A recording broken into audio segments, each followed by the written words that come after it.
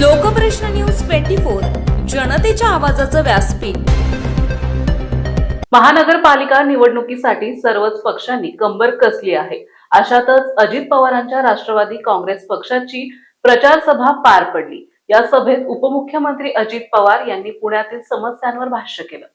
आज तुमच्या माझ्या भागातल्या ट्रॅफिकची समस्या, बाणेर रोडला ट्रॅफिकची समस्या आहे, पुणे सातारा रोडला हायवेला ट्रॅफिकची समस्या आहे, सर्व्हिस रोड बाणेर ते बावधन रोड माळुंगे सूस इथे निर्माण झालेली आहे, ती समस्या आपल्याला सोडवायची आहे।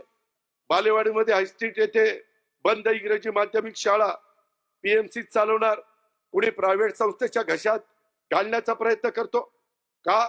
गोरगरिबांची मुलं शिकू नये।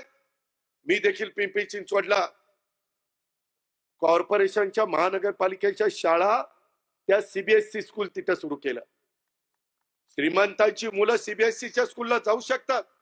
अरे ज्यांच्या घरामध्ये दिवसभर काम केल्यानंतर संध्याकाळी चूल पेटते किंवा ज्यांचं उत्पन्न मर्यादित आहे, मध्यमवर्गीय आहेत, त्यांची ऐपत नाही एवढ्या मोठ्या शाळेमध्ये मुलांना टाकायची, मग त्यांच्या मुलांना उद्याचा भारताचा जबाबदार नागरिक म्हणून त्याला शिक्षण घेण्याचा अधिकार नाही?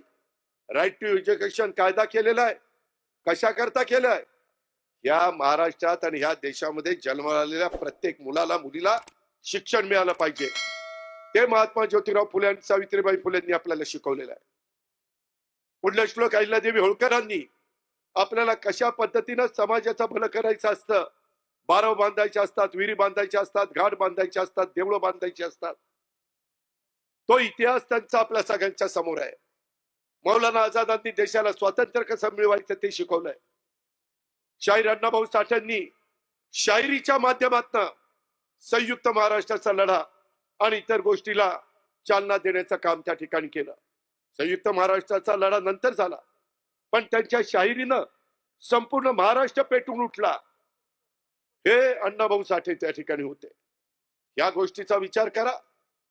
त्याच्यामध्ये सर्वांना तिथं राजमाता जिजाऊ, शिवबाला जन्म दिला त्या राजमाता जिजाऊ, रमाई माता, किती नावं घेऊ, अशी माणसं, स्वराज्य रक्षक छत्रपती संभाजी महाराज, ज्या आयुष्यामध्ये एक देखील लढाई हरली नाही असा राजा परत पृथ्वी तलावर होणं शक्य नाही, ते छत्रपती संभाजी महाराज।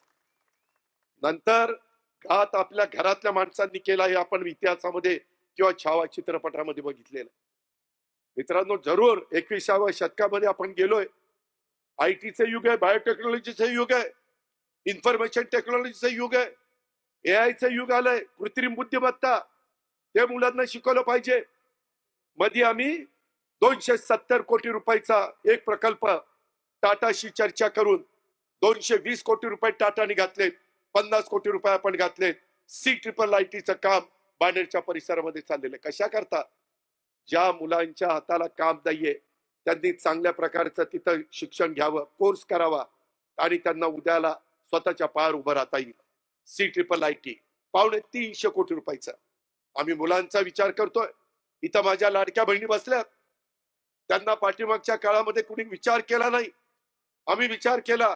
दर महिन्याला फुल ना फुलाची पाकळी देण्याचा प्रयत्न करतो, आम्ही उपकार करत नाही। ती माझी लाडकी बहीण आहे, तिला आम्ही भाऊबीज देतोय, तिला रक्षाबंधनाच्या निमित्तानं काही ना काही देण्याचा आमचा छोटासा प्रयत्न आहे।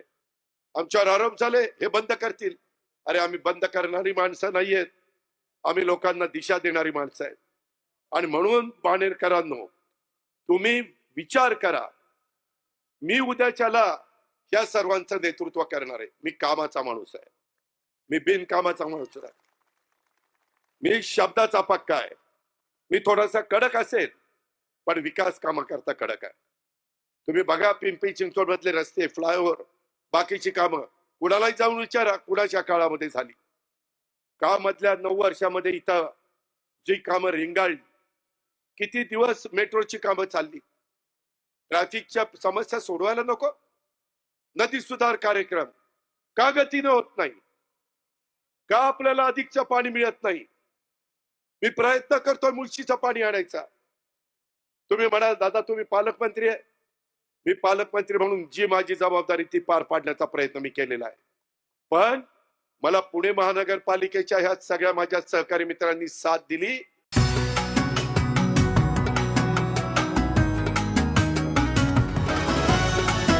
लोकप्रश्न न्यूज 24 जनतेच्या आवाजाचं व्यासपीठ.